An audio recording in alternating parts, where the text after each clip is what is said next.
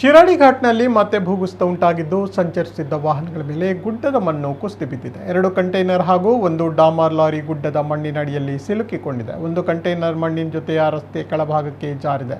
ಹಾಸನ ವ್ಯಾಪ್ತಿಯಲ್ಲಿ ಈ ಘಟನೆ ನಡೆದಿದ್ದು ಮಂಗಳವಾರ ಗುಡ್ಡ ಕುಸಿತವಾದ ಜಾಗದಲ್ಲಿ ಈ ಘಟನೆ ನಡೆದಿದೆ. ಸಕಲೇಶಪುರ ತಾಲೂಕಿನ ದೊಡ್ಡತಪ್ಪಲ್ ಪ್ರದೇಶದಲ್ಲಿ ಮಂಗಳವಾರ ಗುಡ್ಡ ಕುಸಿತದಿಂದ ಇನೋವಾ ಕಾರು ಸೇರಿದಂತೆ ಹಲವು ಘನ ವಾಹನಗಳು ಮಣ್ಣಿನಡಿಯಲ್ಲಿ ಸಿಲುಕಿಕೊಂಡಿತ್ತು. ವಾಹನಗಳು ಸಂಚರಿಸಿದ್ದಾಗಲೇ ಈ ಗುಡ್ಡ ಕುಸಿತ ಉಂಟಿದೆ.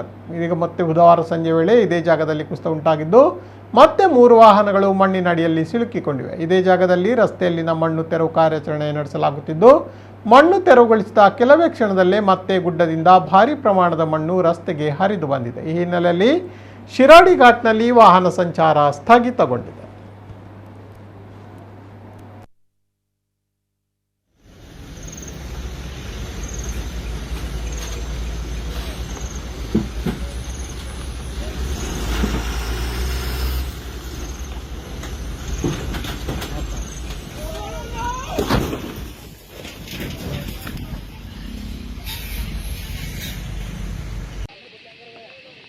ಸರ್ ನೋಡಿ, ಇವಾಗ ರನ್ನಿಂಗಲ್ಲಿ 3 ಗಾಡಿ, ಒಂದು ಡಾಮರ್ ಗಾಡಿ, 2 ಕಂಟೈನರ್